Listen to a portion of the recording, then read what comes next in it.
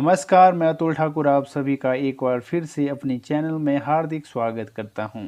आज की इस वीडियो में हम करेंगे हिंदी साहित्य का इतिहास भक्ति काल भाग 17, जिसमें कि हमारे टॉप 25 मोस्ट इम्पोर्टेंट क्वेश्चन होने वाले हैं। इस वीडियो में MCQs टाइप क्वेश्चन है जो कि LT, TGT, PGT Hindi, set, UGC, net, JRF, diet, KVS, NVS, GDC, GIC, DS, SSB, RPSC, ETC सभी परीक्षाओं के लिए उपयोगी सिद्ध होगी। तो चलिए शुरू करते हैं आज की इस वीडियो को। हिंदी साहित्य का इतिहास भक्ति काल भाग 17। पहला प्रश्न स्क्रीन पर दिया गया है। प्रश्न है, राम कैसो जस अध उरथ गगन है किसकी पंक्ति है? विकल्प है तुलसीदास, मतीराम, सेनापति या फिर उग्रदास। सही उत्तर बताइए। राम कैसो जस अध उरथ गगन है कि किसकी जो है पंक्ति है? तो सही उत्तर होगा इसका सेनापति। सेनापति की पंक्ति रहती है, राम कैसो जस अध उरथ गगन है। सी इज करेक्ट आंसर। अगला प्रश्न है प्रश्न नंबर 2। किस रचनाकार के बचपन का नाम राम बोला था? वेरी इंपॉर्टेंट क्वेश्चन है। DSSSB TGT 2021 शिफ्ट सेकंड में यह प्रश्न पूछा गया था। किस रचनाकार के बचपन का नाम राम बोला था? विकल्प है तुलसीदास, केशवदास, कबीरदास या फिर विद्यापति। सही उत्तर बताइए। तो सही उत्तर होगा इसका विकल्प जो रहता है तुलसीदास, यानी कि तुलसीदास के बचपन का नाम था राम बोला। ये इसका सही आंसर होगा। चलिए चलते हैं अगले प्रश्न की ओर जो कि है प्रश्न नंबर 3। प्रश्न नंबर 3 है, निम्नलिखित में से कौन सा गीति काव्य तुलसीदास का सर्वोत्तम काव्य है? विकल्प है कामायनी, बरवे रामायण, प्रिया प्रवास या फिर रश्मि रथी। सही उत्तर बताइए। निम्नलिखित में से कौन सा गीति काव्य तुलसीदास का सर्वोत्तम काव्य है? तो सही उत्तर है बरवे रामायण। बरवे रामायण जो है तुलसीदास का सर्वोत्तम गीति काव्य है, यानी बी सही उत्तर होगा। अगला प्रश्न है प्रश्न नंबर 4। खेती न किसान को, भिखरी को न भीख, वली बनीक को वनीज, न चाकर को चाकरी। पंक्ति तुलसी की किस कृति से संबंधित है? विकल्प है गीतावली, विनय पत्रिका, रामचरितमानस या फिर कवितावली। सही उत्तर क्या होगा? वेरी इंपॉर्टेंट क्वेश्चन है। राजस्थान स्कूल शिक्षा प्राध्यापक परीक्षा 2018 में यह प्रश्न पूछा गया था, तो इस लिहाज से मोस्ट इम्पोर्टेंट क्वेश्चन बनता है। सही उत्तर बताइए। तो सही उत्तर होगा इसका कवितावली। तुलसीदास की किस कृति से संबंधित है यह? तो ये है कवितावली से। अगला प्रश्न है प्रश्न नंबर 5। विनय पत्रिका किस भाषा में लिखी गई है? विकल्प हैं ब्रजभाषा, संस्कृत, पंजाबी या फिर वंगला। सही उत्तर बताइए। वेरी इंपॉर्टेंट क्वेश्चन है। विनय पत्रिका किस भाषा में लिखी गई है? तो सही उत्तर होगा ब्रजभाषा। विनय पत्रिका की भाषा जो है ब्रजभाषा रहती है। ए इसका सही आंसर होगा। अगला प्रश्न है प्रश्न नंबर 6। जहांगीर जस चंद्रिका के रचयिता कौन है? विकल्प है देव, मतीराम, चिंतामणि या फिर केशव। सही उत्तर बताइए। जहांगीर जस चंद्रिका के रचयिता कौन है? तो सही उत्तर होगा केशव। केशवदास जो है जहांगीर जस चंद्रिका के रचयिता रहते हैं। डी सही उत्तर होगा। अगला प्रश्न है प्रश्न नंबर 7। कवित रत्नाकर का लेखक कौन है? विकल्प है सेनापति, बलभद्र मिश्र, नरोत्तम दास या फिर केशव दास। सही उत्तर बताइए। कवि रत्नाकर का लेखक जो है कौन है? तो सही उत्तर होगा सेनापति। सेनापति जो है कवि रत्नाकर का लेखक है। अगला प्रश्न है प्रश्न नंबर 8। ब्रजभाषा का कौन सा कवि ऋतु वर्णन के लिए विख्यात है? विकल्प है मतीराम, देव, पद्माकर या फिर सेनापति। सही उत्तर बताइए। ब्रजभाषा का कौन सा कवि ऋतु वर्णन के लिए विख्यात है? तो सही उत्तर होगा सेनापति जो है ब्रजभाषा का कौन सा कवि ऋतु वर्णन के लिए विख्यात है? सेनापति जो है ऋतु वर्णन के लिए विख्यात है। डी सही उत्तर होगा। अगला प्रश्न है प्रश्न नंबर 9। तुलसीदास जी ने निम्न में से किस गुरु के शास्त्रों का अध्ययन किया? विकल्प है शेष सनातन, रामानंद, शेख फरीद या फिर राघवाचार्य। सही उत्तर बताइए। तुलसीदास जी ने निम्न में से किस गुरु से शास्त्रों का अध्ययन किया? तो सही उत्तर होगा इसका विकल्प नंबर ए, यानी शेष सनातन जो है सही उत्तर रहता है इसका। अगला प्रश्न है प्रश्न नंबर 10। दक्षिण के अलवार संत किस शाखा से संबंधित माने जाते हैं? विकल्प है प्रेम मार्गी, ज्ञान मार्गी, राम भक्ति शाखा या फिर कृष्ण भक्ति शाखा। सही उत्तर बताइए। दक्षिण के अलवार संत या अलवार संत किस शाखा से संबंधित माने जाते हैं? तो सही उत्तर है राम भक्ति शाखा। राम भक्ति शाखा से संबंधित माने जाते हैं दक्षिण के अलवार संत। सी सही उत्तर होगा। अगला प्रश्न है प्रश्न नंबर 11। तुलसी की निम्नलिखित कृतियों में कौन सी कृति कांडों में विभाजित नहीं है? विकल्प है पार्वती मंगल, भरवे रामायण, गीता बलि या फिर कविता बलि। सही उत्तर बताइए। तो सही उत्तर रहेगा इसका पार्वती मंगल। तुलसीदास की जो है कृतियों में पार्वती मंगल जो है कांडों में विभाजित है, यानी ए सही उत्तर होगा। अगला प्रश्न है प्रश्न नंबर 12। श्री रामानुजाचार्य की भक्ति किस भाव की है? वेरी इंपॉर्टेंट क्वेश्चन है। UPHESC असिस्टेंट प्रोफेसर 2021 में प्रश्न पूछा गया था कि श्री रामानुजाचार्य की भक्ति किस भाव की है? विकल्प है दास्य भाव, सांख्य भाव, दाम्पत्य भाव या फिर इनमें से कोई नहीं। तो सही उत्तर होगा जो है दास्य भाव। श्री रामानुजाचार्य की भक्ति जो है दास्य भाव की थी। अगला प्रश्न है प्रश्न नंबर 13। राघवानंद जी किस महान व्यक्ति के गुरु थे? विकल्प है कबीर, मध्वाचार्य, रामानंद या फिर सूरदास। राघवानंद जी किस महान व्यक्ति के गुरु थे?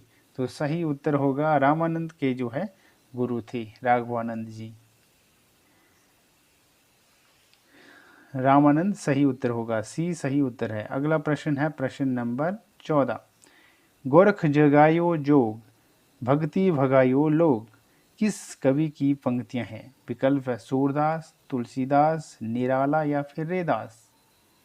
तो सही उत्तर होगा जो है तुलसीदास। तुलसीदास की जो है पंक्ति रहती है गोरख जगायो जोग, भक्ति भगायो लोग। तुलसीदास सही उत्तर रहता है इसका। चलिए चलते हैं अगले प्रश्न की ओर, जो कि रहता है निम्नलिखित कृतियों को उनके रचनाकारों के साथ सुमेलित कीजिए। प्रश्न नंबर 15 है सूची 1 को सूची 2 के साथ मिलान करना है।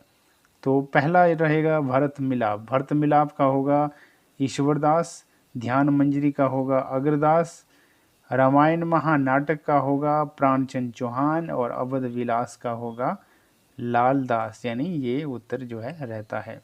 चलिए चलते हैं अगले प्रश्न की ओर, जो कि है प्रश्न नंबर 16। प्रश्न नंबर 16 क्या कहता है? ऋतु वर्णन करने वाले कवियों में सर्वश्रेष्ठ कहे गए हैं। कौन कहे गए हैं? विकल्प हैं सेनापति, गंग कवि, केशवदास या फिर बनारसी दास।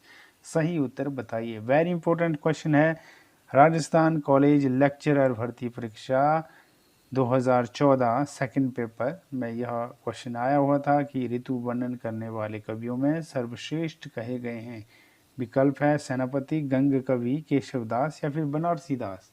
सही उत्तर क्या होगा? तो सही उत्तर है सेनापति, यानी ए सही उत्तर रहता है। ऋतु वर्णन करने वाले कवियों में सर्वश्रेष्ठ कहे जाते हैं सेनापति। ये सही उत्तर होगा। अगला प्रश्न है प्रश्न नंबर 17। भक्तिकाल के किस कवि ने संस्कृत को छोड़कर भी संस्कृत की शास्त्रीय परंपरा का निर्वहन किया है? विकल्प है जायसी, सूरदास, तुलसीदास या फिर नंददास। सही उत्तर क्या होगा? भक्तिकाल के किस कवि ने संस्कृत को छोड़कर भी संस्कृत की शास्त्रीय परंपरा का निर्वहन किया? तो इसका उत्तर होगा तुलसीदास। तुलसीदास सही उत्तर रहेगा। अगला प्रश्न है प्रश्न नंबर 18। भक्ति रस का पूर्ण परिपाक जैसा विनय पत्रिका में देखा जाता है वैसा अनियंत्र नहीं, यह कथन है किसका है? विकल्प है आचार्य हजारी प्रसाद द्विवेदी, आचार्य रामचंद्र शुक्ल, डॉक्टर नगेंद्र या फिर योगी हरि। सही उत्तर क्या होगा? वेरी इंपॉर्टेंट क्वेश्चन है। राजस्थान कॉलेज लेक्चरर भर्ती परीक्षा 2014 पेपर फर्स्ट में यह पूछा गया था कि भक्ति रस का पूर्ण परिपाक जैसा विनय पत्रिका में देखा जाता है वैसा अनियंत्र नहीं, यह कथन किसका है? तो सही उत्तर होगा इसका आचार्य रामचंद्र शुक्ल है, यानी कि बी इसका सही उत्तर होगा। अगला प्रश्न है प्रश्न नंबर 19। निम्नलिखित में से कौन सी रचना तुलसीदास की नहीं है? जो रचना तुलसीदास जी की नहीं है वह कौन सी नहीं है? विकल्प दिए गए हैं बरवे रामायण, वैराग्य संदीपनी, दोहावली या फिर चित्रावली। सही उत्तर क्या होगा?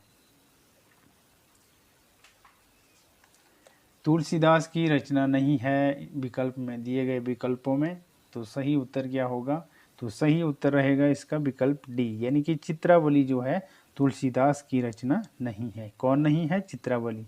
अगला प्रश्न है प्रश्न नंबर 20। निम्नलिखित में से कौन हनुमान चरित्र का रचयिता है? विकल्प है नाभादास, तुलसीदास, अगरदास या रायमल पांडे। सही उत्तर बताइए। हनुमान चरित्र का रचयिता है कौन? है हनुमान चरित्र का रचयिता?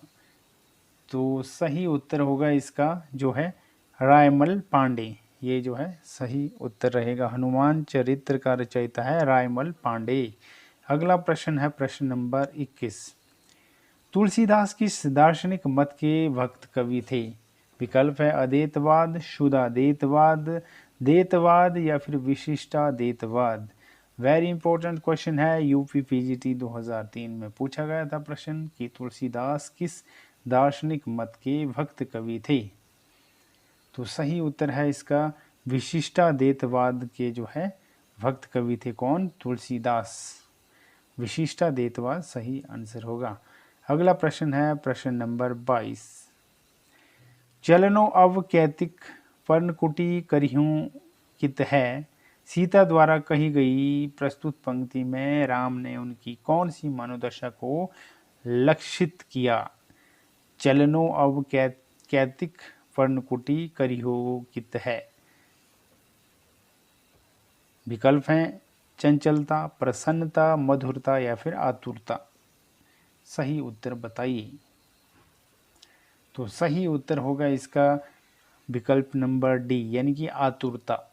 चलनो अब कैतिक पर्णकुटी करिहो कित है, सीता द्वारा कही गई प्रस्तुत पंक्ति में राम ने उनकी कौन सी मनोदशा को लक्षित किया है? वो है आतुरता, यानी डी सही उत्तर है।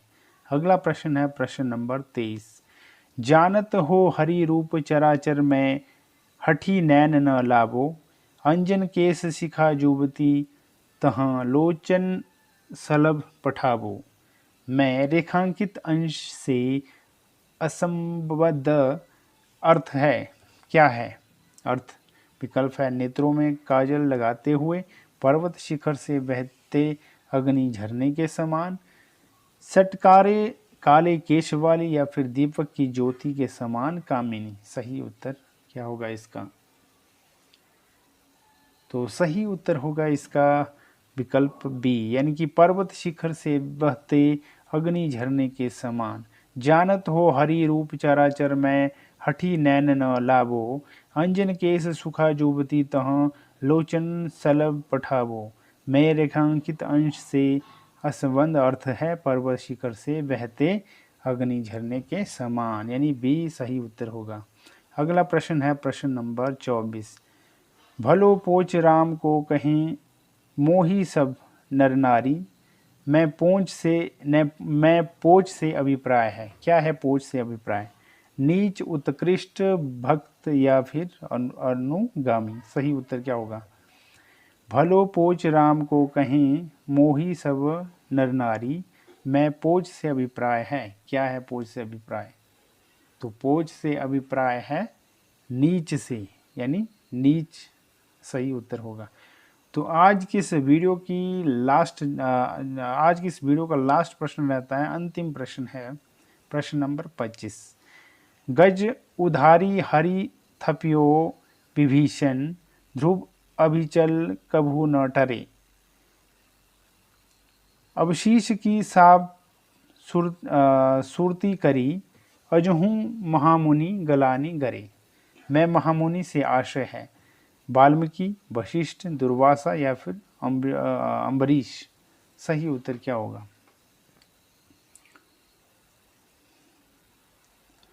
गज उधारी हरे थपियो विभीषण, ध्रुव अभिचल कभू न टरे। अम्बरीश की साप सुरती करी, अजहू महामुनि गलानी गरे। मैं महामुनि से आशय है। तो महामुनि से क्या आशय है? तो महामुनि से है, किस महामुनि से आशय है? दुर्वासा से है। दुर्वासा इसका सही उत्तर होगा। गज उधारी हरि थपियो विभीषण, ध्रुव अभिचल कभू न टरे। अम्बरीश की साप सुरती करी, अजहू महामुनि गलानी गरे। मैं महामुनि से आशय है, दुर्वासा मुनि से। तो ये इसका सही उत्तर होगा, सी सही उत्तर है।